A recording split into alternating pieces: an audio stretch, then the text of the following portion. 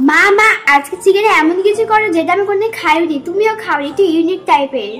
যখন থেকে রান্নার ভিডিও দেওয়া শুরু করেছি তখন থেকে তো অপর্ণার নিত্য নতুন আবদার বেড়েই চলেছে। প্রথমে পেঁয়াজটাকে ভেজে নিয়ে তার মধ্যে আদা রসুন বাটা, চিকেন কিমাটা দেব পরিমাণ মতো, দিয়ে দেবো কাঁচা লঙ্কা আর ধনেপাতা কুচি, স্বাদ মতো লবণ, হলুদ গুঁড়ো, লঙ্কার গুঁড়ো, গোলমরিচের গুঁড়ো আর জিরে গুঁড়ো, সাথে দিয়ে দেবো একটু গরম মশলা গুঁড়ো। ভেজে রাখা আলু, বাদাম আর বিস্কুটের গুঁড়ো দিয়ে আমি পুরটা রেডি করে নেব। এদিকে দুটো ডিম ভেঙে লবণ, লঙ্কার গুঁড়ো, হলুদ গুঁড়ো আর জিরে গুঁড়ো আর একটু গোলমরিচের গুঁড়ো আর 1 চামচ কর্নফ্লাওয়ার দিয়ে আমি ডিমের মিশ্রণটা করে রেখেছি। এদিকে ময়দা, কর্নফ্লাওয়ার, লবণ, হলুদ গুঁড়ো, জিরে গুঁড়ো আর একটু গোলমরিচের গুঁড়ো দিয়ে আমি একটা ব্যাটার রেডি করে নেব। এদিকে কড়াইয়ে 1 চামচ ডিমের ব্যাটার দিয়ে তার মধ্যে চিকেনের পুর দিয়ে আমি রোলটা করে নেব।